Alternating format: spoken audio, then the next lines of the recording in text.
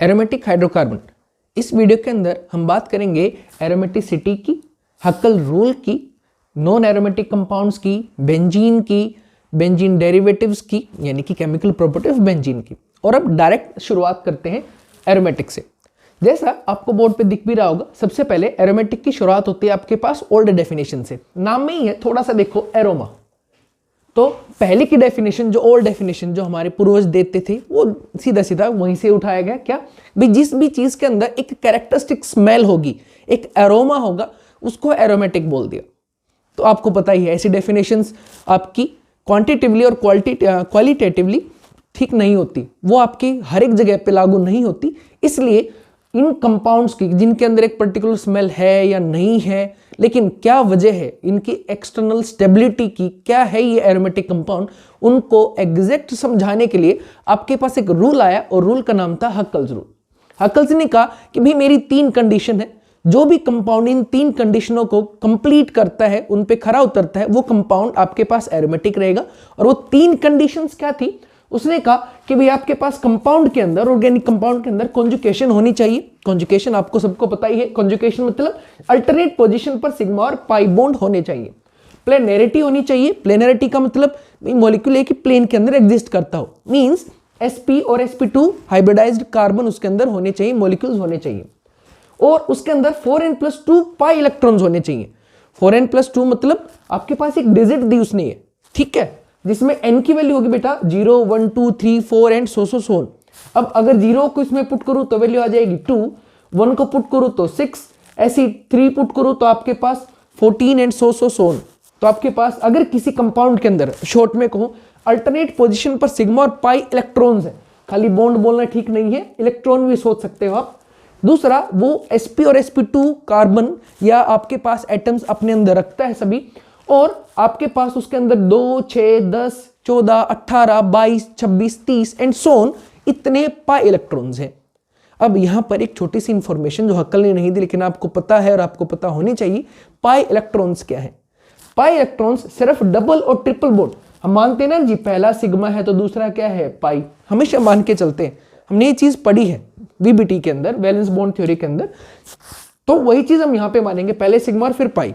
लेकिन बेटा जी, positive charge जिसके अंदर कोई इलेक्ट्रॉन नहीं होता, नेगेटिव चार्ज खुद का 1 + 1 किसी से और से लेके आए, जिसकी वजह से उसके ऊपर क्या आ गया, कोवेलेंट बॉन्ड टूटने की वजह से नेगेटिव चार्ज, तो जिसके अंदर 2 इलेक्ट्रॉन काउंट होते हैं।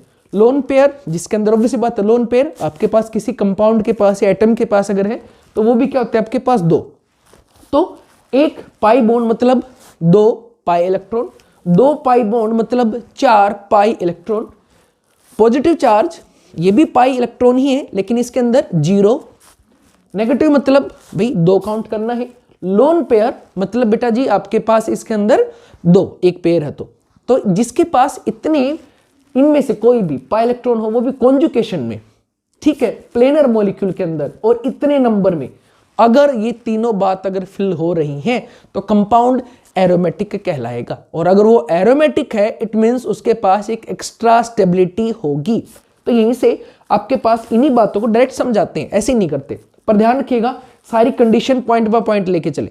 पहली कंडीशन फिल तो सेकंड पे जाएं, सेकंड फिल तो थर्ड पे जाएं, तभी उस तरीके से सोल्व करें, कंसेप्ट थोड़ा सा इजी रहेगा। जैसे एक सिंपल बेसिक सा question, predict which of the following are aromatic. नीचे कुछ कंपाउंड है, पहले वाला देखो भाई, आपके पास साइक्लोप्रोपीन रिंग है। तो पहली बात हमें क्या चेक करना है भाई, कॉन्जुगेशन होनी चाहिए। तो चेक करो, सिग्मा पाई सिग्मा पाई, ये देखो इस कार्बन के ऊपर पाई ना बेटा, तो देखो पाई सिग्मा पाई, घूम के आ गए तो सारों के पास अल्टरनेट पे सिग्मा पाई है। तो पहली कंडीशन टिक। सेकंड कंडीशन भाई आपके पास प्लेनरिटी होनी चाहिए। ये दोनों कार्बन मल्टीपल बॉन्डेड है, sp2, ये कार्बन आपके पास कार्बोकेटाइन है sp2, तो भाई आपके पास इसके अंदर प्लेनरिटी भी हो गई है, बिल्कुल सही बात है। तीसरी बात, उसके पास क्या होना चाहिए, 4n+2 पाई मतलब 2 6 10 एंड सोन, इतने पाई इलेक्ट्रॉन। तो देखना यहाँ पे कितने पाई है, 1 पाई बॉन्ड यानी कि 2 इलेक्ट्रॉन, यहाँ पे 0, तो टोटल पाई इलेक्ट्रॉन कितने हो गए बेटा, 2। क्या क्राइटेरिया में है, हाँ जी बिल्कुल है। तीनों कंडीशन फिल, बिल्कुल। तो क्या ये एरोमेटिक होगा, 100% होगा। सेकंड, ये वाला देखो, क्या ये एरोमेटिक है, देखना पड़ेगा। पहली कंडीशन कॉन्जुगेशन, देखना बेटा जी, सिग्मा पाई सिग्मा घूम के आगे सारे में। तो भाई हाँ बिल्कुल है। तो भाई पहली कंडीशन है क्या, अल्टरनेट सिग्मा पाई है, कॉन्जुगेशन है। सेकंड कंडीशन प्लेनरिटी, भाई ये दोनों मल्टीपल बॉन्ड से जुड़े हुए हैं।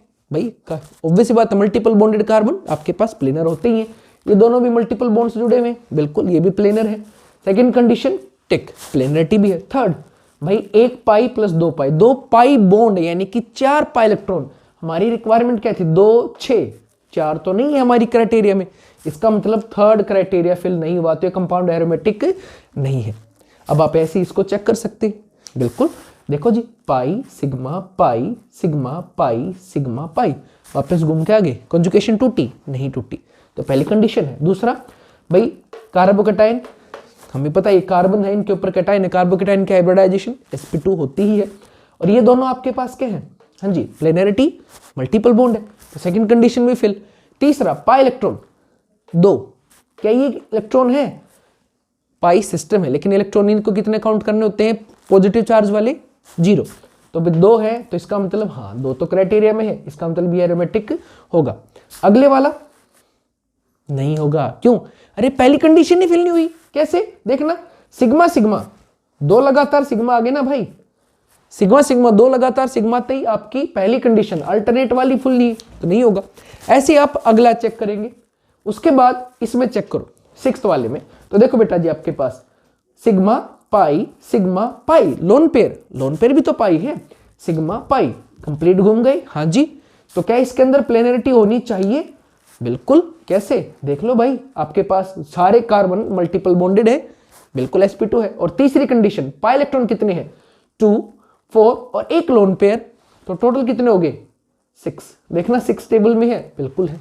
तो सारी कंडीशन फिल हो गई, बिल्कुल हो गई। तो ये क्या हो जाएगा आपके पास, हाँ जी बिल्कुल एरोमेटिक हो जाएगा बेटा।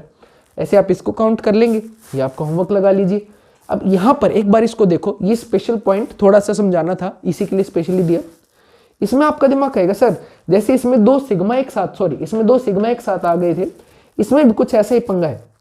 आपके पास पाई सिग्मा पाई 2 लगातार पाई आ गए, तो क्या ये आपके पास कॉन्जुगेशन में रहेगा, हमारा दिमाग कहेगा नहीं, कॉन्जुगेशन में तो नहीं, दोनों के पास पाई आ गई है। ध्यान दीजिएगा बेटा, किसी के पास लोन पेयर होना, मल्टीपल बॉन्ड होना, सीधी सीधी बात है पाई इलेक्ट्रॉन होना, और उनको एरोमेटिसिटी में यूज करना, दोनों अलग अलग चीजें हैं। यहां पर इसके पास 100% लोन पेयर है, लेकिन वो उसको इस्तेमाल ही नहीं करेगा, कॉन्जुगेशन में नहीं लेके आएगा। इसको इस्तेमाल किया, क्यों, क्योंकि इसको यूज करने की वजह से इसके पास एक एक्स्ट्रा स्टेबिलिटी आ गई, दैट इज एरोमेटिक नेचर आ गई। लेकिन अगर वो इसको यूज करेगा तो इसका एरोमेटिक कैरेक्टर खत्म हो जाएगा, क्योंकि कॉन्जुगेशन खत्म हो जाएगी, तो वो इसको यूज ही नहीं करेगा।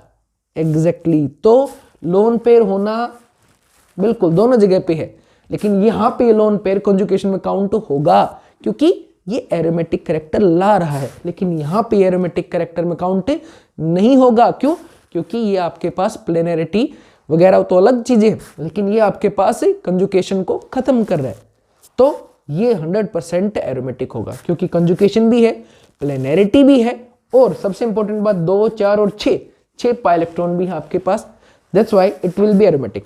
एस को भी ये बिल्कुल वैसा ही 4th जैसा आप इसको सोच सकते हैं।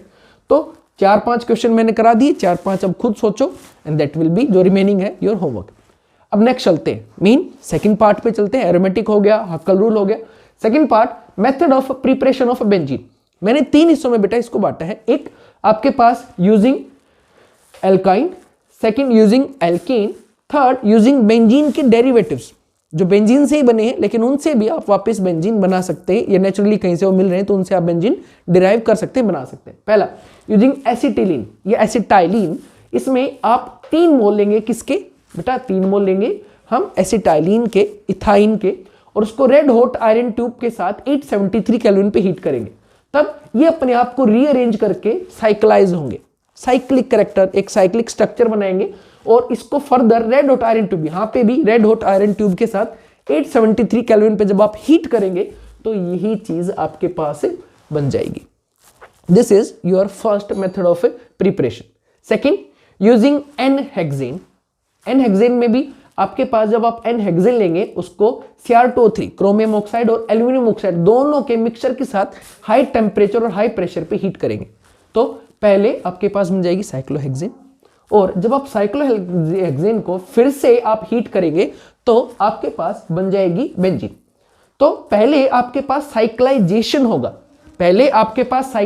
होगा, जिसको हम बोलेंगे पेरिसाइक्लिक रिएक्शंस, और उसके बाद आपके पास बेंजीन रिंग बनेगी यानी कि एरोमेटिक कैरेक्टर होगा।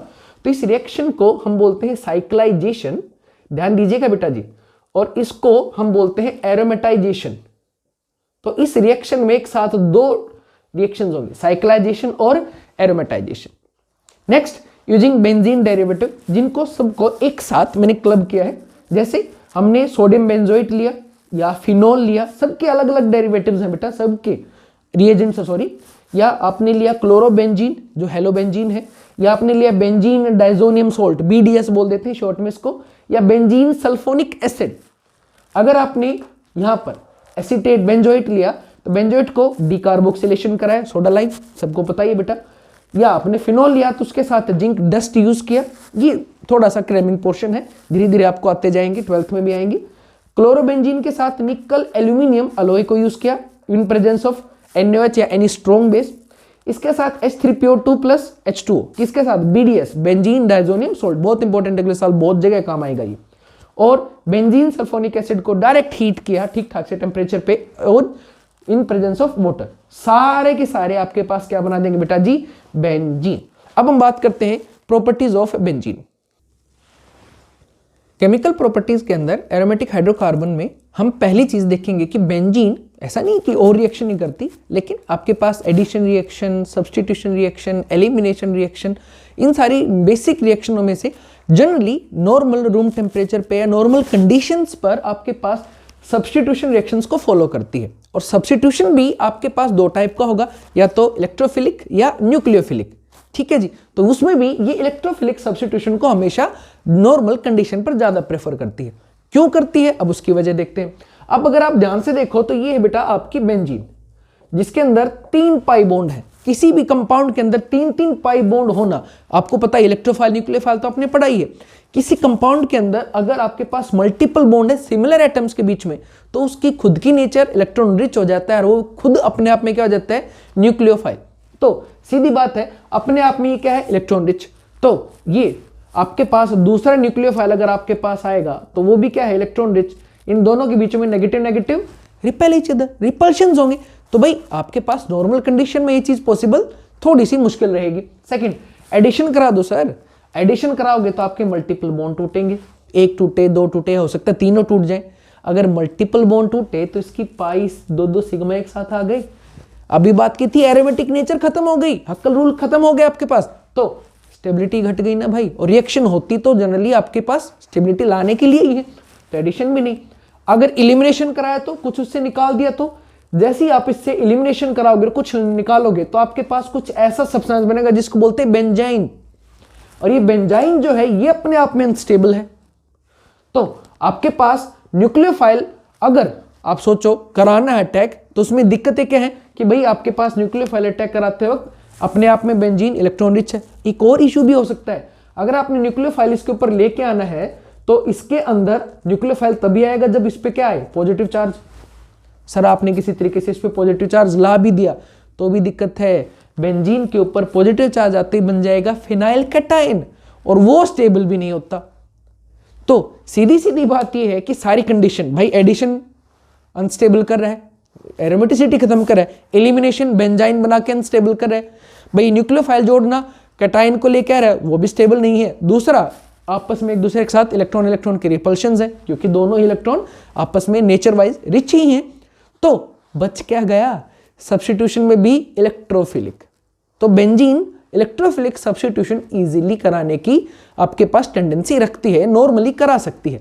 अब कौन कौन से इलेक्ट्रोफाइल हो सकते हैं, तो इलेक्ट्रोफाइल में आपके पास हेलोजिनेशन में X पॉजिटिव, सल्फोनेशन में HSO3 पॉजिटिव, नाइट्रेशन में NO2 पॉजिटिव, और फ्रिडल क्राफ्ट के अंदर R पॉजिटिव, दूसरी फ्रिडल क्राफ्ट असाइलेशन में RCO पॉजिटिव। ये जनरली आप इलेक्ट्रोफाइल्स के अटैक सब्स्टिट्यूशन में आप यूज करते हैं, जिसमें एक हाइड्रोजन जाता है जिसके बदले में ये इलेक्ट्रोफाइल आ जाते हैं।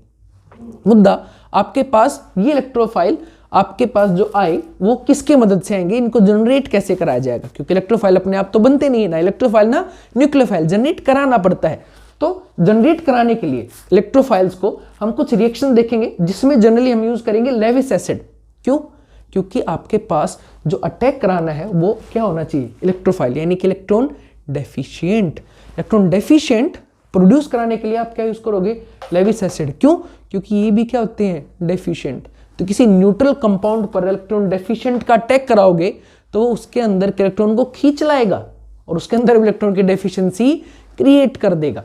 तो ऐसे ही कुछ इलेक्ट्रॉन डेफिशिएंट जो नॉर्मल एसिड है, HCl, H2SO4, वो तो डेफिशिएंट है ही, उनके अलावा आपके पास इलेक्ट्रॉन डेफिशिएंट में और क्या क्या हो सकते हैं, एल्यूमिनियम, बोरोन, आयरन और बेरिलियम। बेरिलियम भी भाई, इनके सोल्ट्स भी आप यूज कर सकते हैं। और ये कैसे जनरेट करेंगे इलेक्ट्रोफाइल, आप उसको एक बार देख लीजिए। जैसे बेरिलियम का ट्राइहैलाइड BX3, BCl3, BF3 कोई भी ले आओ, उसके साथ X2 की रिएक्शन कराई। अब इसके बेचारे के पास देखना एक बॉन्ड यानी कि 2 इलेक्ट्रॉन और 2, टोटल इलेक्ट्रॉन कितने हो गए, 6। ऑक्टेट के लिए कितने होने चाहिए थे, 8। तो ये साइड वाले के ऊपर अटैक करेगा और उसको विद इलेक्ट्रॉन किडनैप कर लाएगा, कहेगा भाई चल मेरा ऑक्टेट पूरा करा।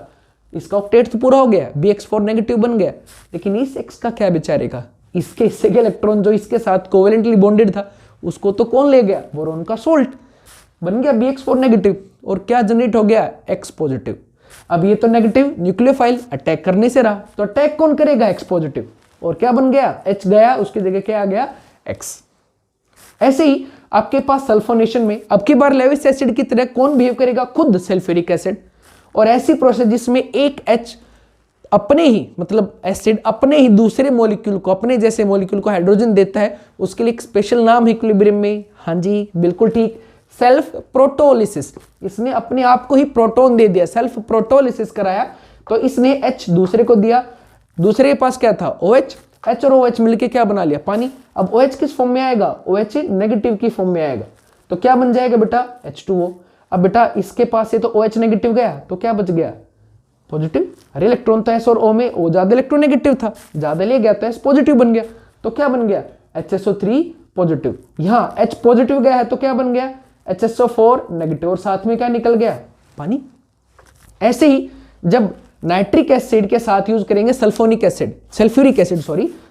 एसिड ज्यादा स्ट्रॉन्ग एसिड है, तो भाई ये एसिड की तरह बिहेव करेगा, लेविस एसिड की तरह, और H देगा, तो बेचारा HNO3 किसके तरह बिहेव करेगा, आपके पास एक बेस की तरह, और ये अपना OH दे देगा। अरेनियस के हिसाब से H2O बाहर ये निकाल दिया जी।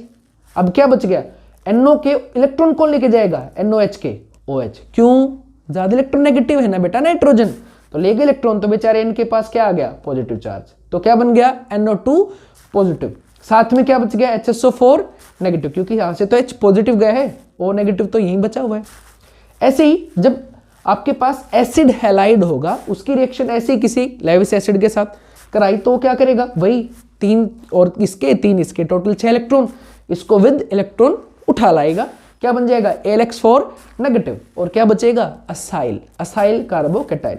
सिमिलरली यहाँ क्या बनेगा आपके पास, अल्काइल कार्बोकेटाइन। तो जो जो आपके पास आपके अटैकिंग रिएजेंट बनेंगे वो लिख दिए हैं, इनके नाम halogenation X positive, sulphonation HSO3 positive जुड़ गया है, NO2 आपके पास NO2 जुड़ जाएगा किसमें, नाइट्रेशन में, फ्रिडल क्राफ्ट अल्काइलेशन में अल्काइल की चेन जुड़ेगी, और असाइलेशन में असाइल ग्रुप जुड़ेगा, और इसके साथ बेंजीन की नॉर्मल प्रॉपर्टीज और भी होंगी जो अगले साल देखेंगे, अगली वीडियोस में देखेंगे। बट फिलहाल ये थी आपके 11th की बेसिक बेंजीन की प्रॉपर्टीज जो होपफुली आपको समझ में आ गई होंगी। Thank you.